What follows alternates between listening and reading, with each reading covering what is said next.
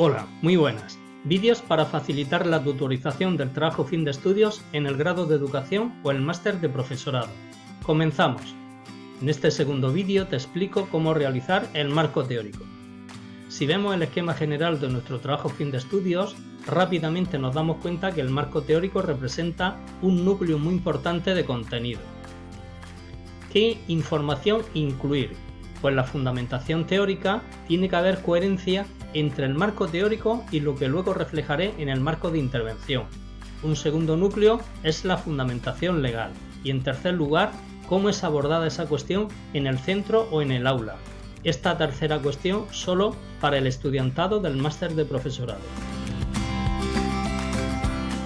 En la revisión de antecedentes nos damos cuenta que por una parte tenemos antecedentes bibliográficos y hemos dicho también antecedentes legales. Vamos a ver dónde buscar información. En la fundamentación teórica, ¿qué tengo que redactar? Pues todo aquello que explique con detalle la temática que estoy abordando. Por ejemplo, definiciones, características, tipos, fases, modos de llevarlo a cabo en el centro o en el aula, cómo evaluarla, material y recursos necesarios, ejemplos de buenas prácticas, estudios de los efectos tras la intervención con aquella temática en los centros, variables que intervienen, etc.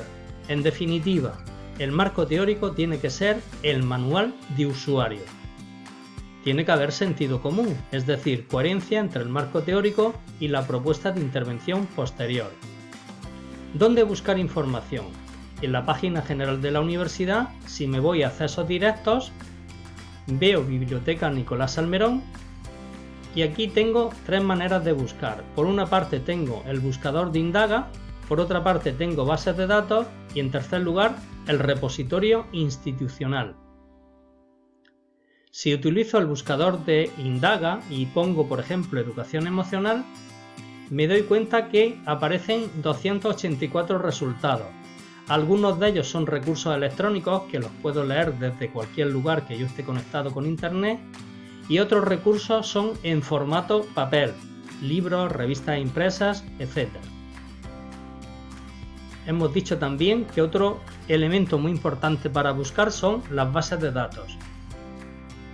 Os aconsejo que en las bases de datos utilicéis bases de datos de tipo multidisciplinar.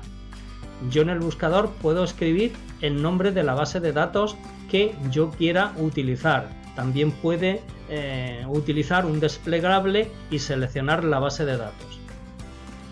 Dos bases de datos muy potentes que yo aconsejo son ProQuest y Scopus, aunque hay muchísimas más bases de datos. Por ejemplo, utilizando ProQuest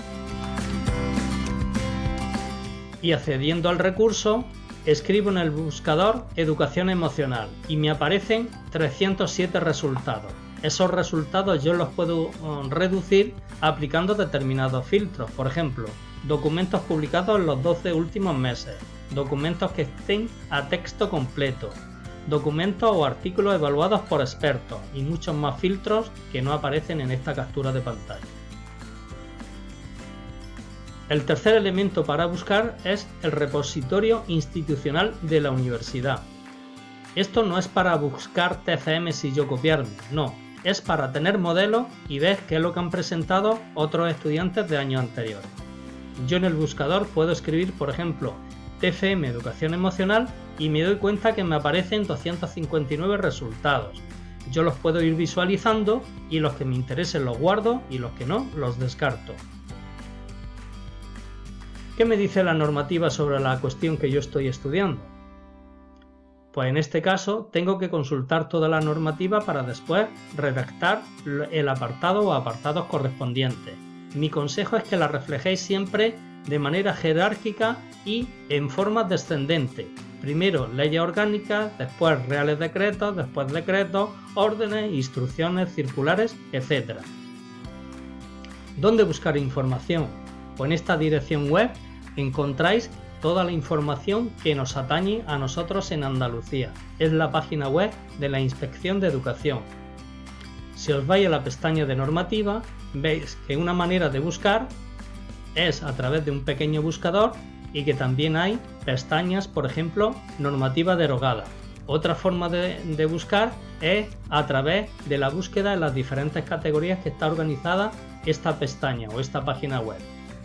En este caso son por etapas educativas, pero también puedo utilizar cualquier otro enlace de los que me proporciona la página web. Estos son ejemplos. La tercera cuestión es cómo es tratada esa cuestión en el centro o en el aula. ¿Por qué me interesa este apartado? Porque quiero saber qué actitud tienen los docentes, el alumnado o la familia sobre aquella temática que tú estás realizando con tu trabajo fin de estudios. Lo normal es que elabores algún cuestionario, por ejemplo, con formularios de Google, pero también puedes emplear cuestionarios elaborados por otros autores, escalas de observación, entrevistas semiestructuradas o cualquier otro instrumento que te proporcione información fiable, por ejemplo, un DAFO. ¿Para qué me sirve esta cuestión? ¿Qué finalidad tiene? Pues por una parte, para que los propios centros educativos puedan mejorar con el asesoramiento que tú lo hagas cuando estés realizando tus prácticas escolares allí. Pero por otra parte, tú también te puedes beneficiar para mejorar tu TFM con lo que ellos estén haciendo y a ti te sirva. Bien, hemos visto en este marco teórico 3 elementos de contenido: la fundamentación teórica, la fundamentación legal y por otra parte cómo es tratada esa cuestión en el centro o en el aula. Esta tercera cuestión solo para alumnado del máster. Muchísimas gracias por vuestra atención.